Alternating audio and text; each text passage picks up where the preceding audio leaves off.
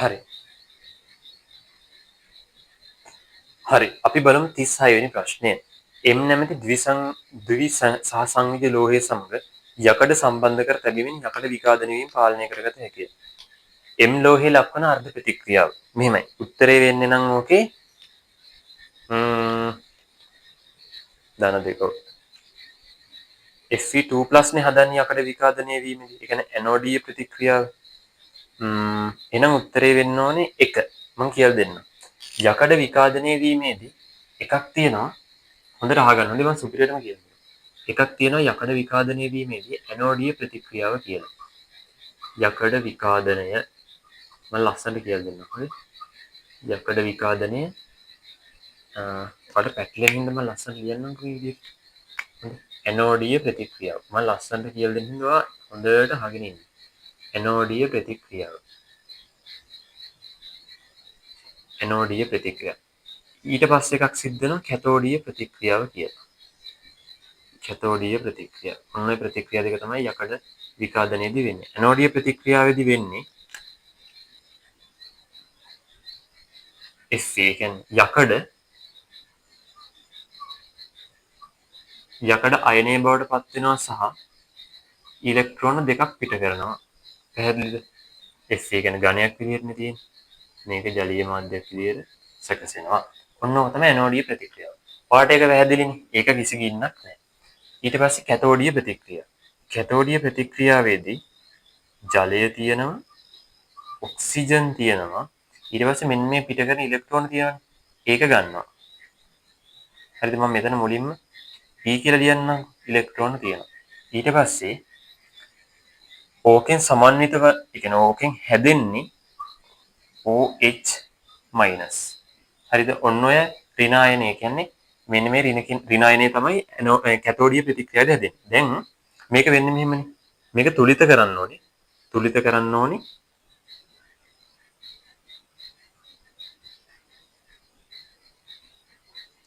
තුලිත කරන්න ඕනේ. හරිද?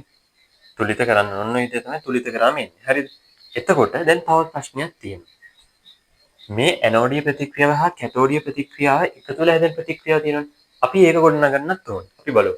දැන් මේ ඇනෝඩීය ප්‍රතික්‍රියාවේ මෙතන ඉලෙක්ට්‍රෝන දෙකයි තියෙන්නේ, මෙතන ඉලෙක්ට්‍රෝන හතරයි. අපිට මේ දෙකට මේක කපන්න පුළුවන්, මේක සමාන වුණා නම්. එහෙනම් අපි මේක බලන්න ඉලෙක්ට්‍රෝන එහෙම අයින් කරන්න පුළුවන් කියලා දෙපැත්තට. මේක නිකන් සමාන ලකුණක් වගේ සලකන්නේ. මේක තියෙනවා, මේ පැත්තේ තියෙනවා අයින් කරන්න පුළුවන්. මේක 1 කියලා සැලකුවොත්, මේක 2 කියලා සැලකුවොත් ලස්සනට කියලා දෙන්න. හොඳේ. කිසිම තැනක් අවුල් නොවෙන් හොඳට අහගන්න. මෙන්න මේ පළවෙනි ප්‍රතික්‍රියාව අපි වැඩි කරනවා 2කින්. එතකොට 2Fe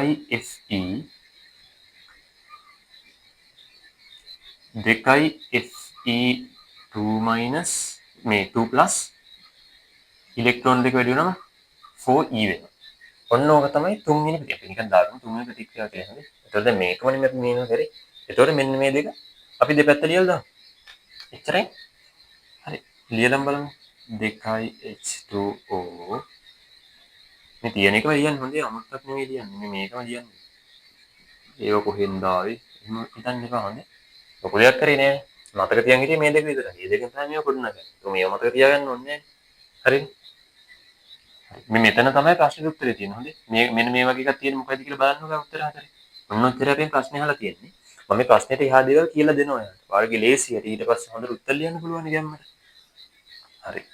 4i. දැන් අපි මේකනේ තව එකක් අමු කරනවා. මෙන්න මෙතන Fe තියෙනවා. ඒකත් මේ පැත්තෙන් ලියනවා. අපි දෙකම එකතු කරලා ලියන්න.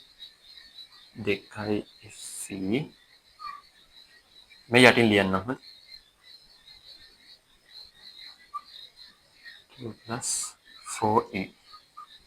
කොහොමද තියෙන්නේ? නේ? කොහොමද යා? තව පොඩ්ඩෙන් අමතකෙන් OH හරි නේ? ඔන්න හරි.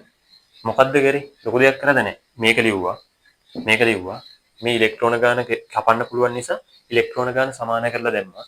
ඊට පස්සේ ඉලෙක්ට්‍රෝන කපන්න යන්නේ මේ 4යි ඊට මේ තියෙන්නේ මේ ඊතලෙ මෙතන මෙතන ලියන්න ඕනේ කොහොමද මෙතන ලියන්නේ.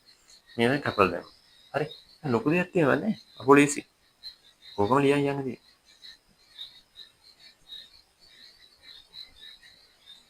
2Fe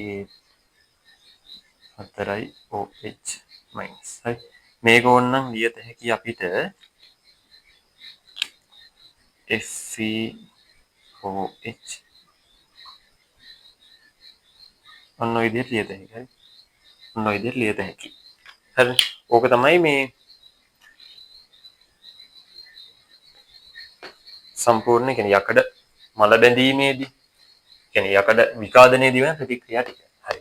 ඕකට අමතරව තව එකක් කියලා දෙන්නම්. ඔයා දන්නව නේද මේ සක්‍රීයතා ශ්‍රේණිය. සක්‍රීයතා ශ්‍රේණිය උදාහරණයක් විදිහට මම ටිකක් කියලා දෙන්නම්. මේ මෙහෙන් ගමුකෝ. කැතෝඩිය ආරක්ෂණ ප්‍රතික්‍රියාව කියලා එකක් තිබ්බනේ. ඒක මෙතනදී කියලා දෙනවා කියලා මම බැලුවේ. කැතෝඩිය හරි මෙහෙම නිකන් කියන්නම් මම විශේෂ හැඳින්වීමක් දෙන්නේ නැහැ. තේරුණොත් තේරුම් ගන්න නැත්නම් ඇතැල්ල දාන්න පස්සේ වෙන වීඩියෝ එකේදී කියලා දෙනවා. හරි. කැතෝඩිය ආරක්ෂණයේදී යකඩ තියෙනවා. ලියන්න તો කියලා දෙන්න හිතෙන්නේ නැහැ නේ. යකඩ තියෙනවා කියලා හිතන්නකෝ. යකඩ තියෙනවා. ඒකට වෙන ලෝහයක්ම ස්පර්ශ කරලා තියෙනවා. අපි හිතමු යකඩ Fe කියලා දැම්ම කියලා. මේ මෙතන ස්පර්ශ කරලා තියෙන ලෝහය තියෙනවා. මේක සක්‍රීයතා ශ්‍රේණිය. යකඩ වල අපි හිතමු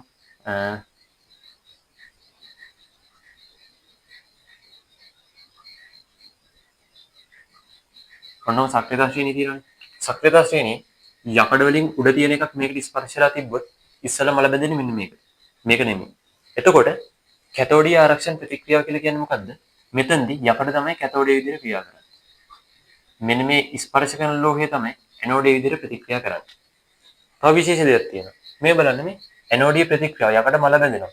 මෙතනදී යකඩ කැතෝඩිය වෙන නිසා යකඩ මල බැඳීමෙන් ආරක්ෂණය. සුපිරි නමක් දෙනවා. කැතෝඩිය ආරක්ෂණ ප්‍රතික්‍රියාව. තේරුණොත් තේරුම් ගන්න නැත්නම් ඕනේ පස්වෙනි වීඩියෝ එකේ කියලා. හරිනේ? එච්චරයි. ඒ ටික පොඩ්ඩක් සරහන් කරගන්න ඉස්සරයි. ඒතර උත්තරේ එන්නේ එක.